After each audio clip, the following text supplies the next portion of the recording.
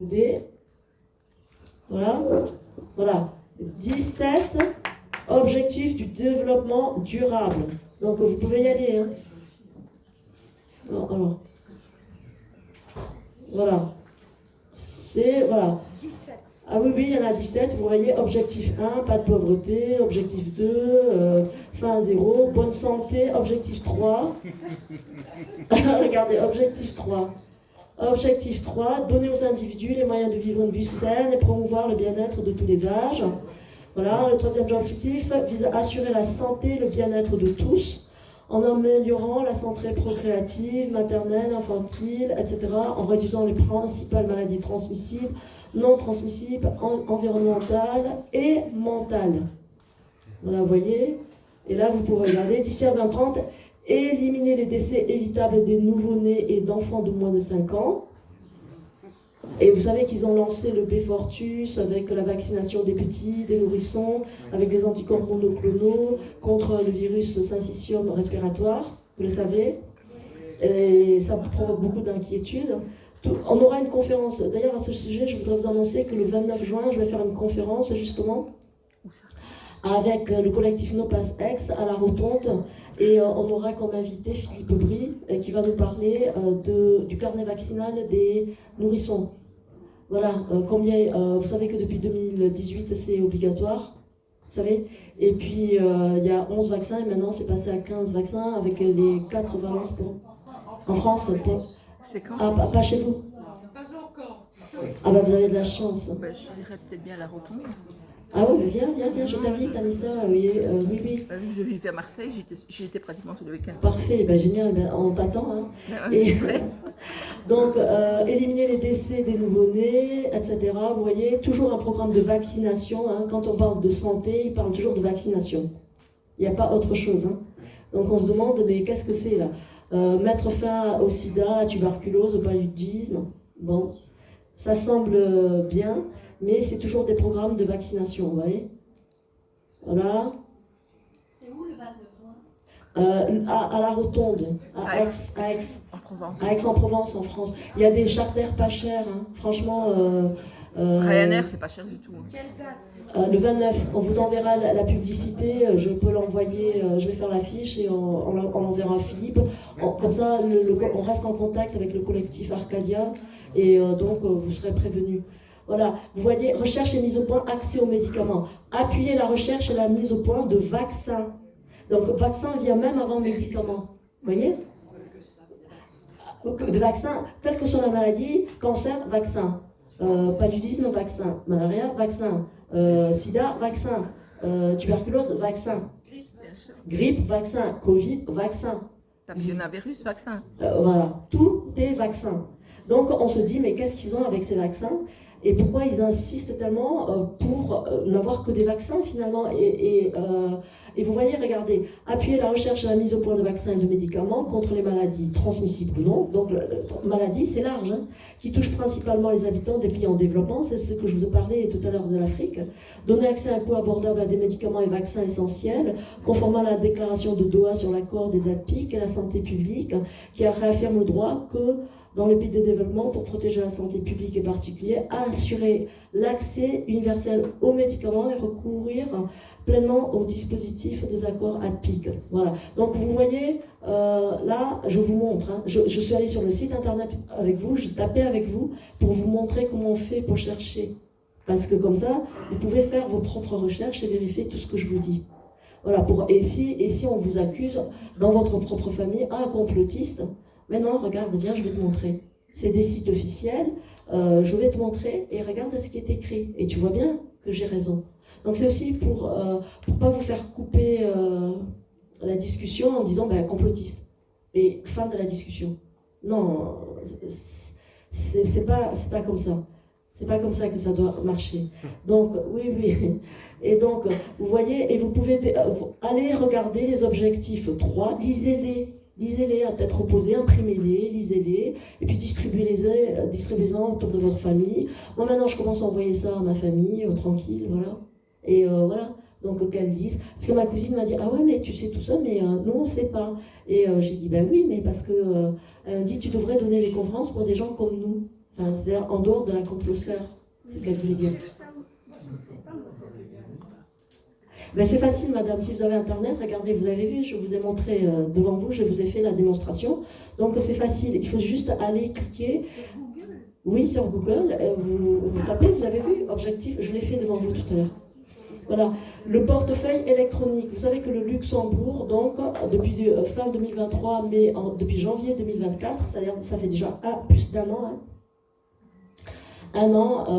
puisqu'on est au mois de mai, ça a été déployé en janvier 2024. Le portefeuille électronique national luxembourgeois sera déployé en 2024. C'est un article, vous voyez, là c'est un article du virgule. On peut aller le regarder, je peux vous le montrer, pour montrer que c'est vrai. Hein. Donc, voilà. Parce que si je vous dis tout, on dit oui, mais bon, c'est elle qui l'a dit. Non, c'est pas moi, je l'ai dit. Donc, voilà. Donc, c'est un article d'un journal au Luxembourg qui s'appelle Virgule. Donc, qu'est-ce qu'il nous dit? Initialement annoncé pour début 2023, le e-wallet, donc le portefeuille électronique, conçu pour le stockage et l'échange de multiples documents officiels, certifiant votre identité numérique, devrait enfin voir le jour. Alors, vous avez vu, le mot, c'est certification. Il devrait y avoir une preuve de vérification et un contrôle. Et l'identité numérique. Donc, ce n'est pas les complotistes qui parlent d'identité numérique, vous voyez bien. C'est le gouvernement. Alors, prendre l'avion sans chercher son passeport, récupérer votre voiture de location une fois à destination sans passer par la case paperasse, signer un acte de notoriété sans avoir à vous déplacer. Bientôt, tout sera possible pour les citoyens du Grand-Duché. Donc, nous en parlions déjà en août 2022, donc c'était depuis 2022, hein, ça fait 22, 23, 24, 25, ça fait déjà 4 ans, et personne n'en parle. L'instauration d'un portefeuille électronique national était annoncée pour le premier trimestre 2023. S'il n'est toujours pas effectif, il est effectif. Le ministère, alors au Luxembourg, nous avons un ministère de la digitalisation. Ah ouais, c'est nouveau. Contacté par nos soins, nous confirme qu'il est toujours bel et bien dans les cartons pour le premier trimestre, donc janvier, février, mars. Hein. Donc, au terme, celui-ci contiendra des documents digitaux validés par l'État à l'image du permis de conduire ou de la carte d'identité avec laquelle cette volonté de dématérialisation commence. Donc, ça veut dire que vous n'avez plus de papier. C'est sur le téléphone, c'est sur votre téléphone, voilà, avec laquelle, au début, ça sera coexistant, mais après, c'est comme avec le cash, ça va disparaître. Avec laquelle cette volonté de dématérialisation commence une initiative rejoignant les quelques 400 projets de digitalisation actuellement en cours pour tendre vers une plus grande modernisation des administrations et des services publics. Autant de projets axés de digitalisation qui ont commencé à être évoqués parmi les priorités du Premier ministre Luc Frieden. Vous savez, c'est le Premier ministre du CSFA, du Parti social-démocrate. En France, la possibilité d'obtenir sa carte d'identité en version dématérialisée est en phase de test dans les... Alors, le Luxembourg, il y a 2 pays en Europe qui ont été choisis pour être les projets pilotes. C'est le Luxembourg et l'Estonie. Mais il y a 3 départements en France. Donc la France est aussi concernée. Donc c'est les Hauts-de-Seine, l'Eure-et-Loire et le Rhône. Pour les volontaires, il est nécessaire d'avoir une carte d'identité munie d'une puce électronique et d'être majeur. Ceci étant, reste à télécharger l'application mobile France Identité, laquelle est paramétrée pour lire la puce d'une carte d'identité placée au dos d'un smartphone. Voilà. On part de cet article-là, c'est pour vous dire que c'est pas des blagues. Et voilà, bémol côté pratique, puisque au contraire du projet grand-ducal, cette version numérique française n'a aucune valeur en cas de contrôle de la police. Le e-wallet luxembourgeois va dans tous les cas plus loin, puisqu'il pourra en effet contenir plusieurs types de documents, 4 objectifs annoncés et un cinquième caché, on va le voir, et qui est le raccord avec le QR code et le carnet de vaccination, qui seront la même force probante qu'un document original papier. 4 grands usages du e-wallet, donc les 4 usages, c'est 1, l'identité numérique, 2, le permis de conduire, avec tout ce qui est rattaché, la carte grise, l'assurance, 3, la signature électronique, et 4, l'accès au compte bancaire.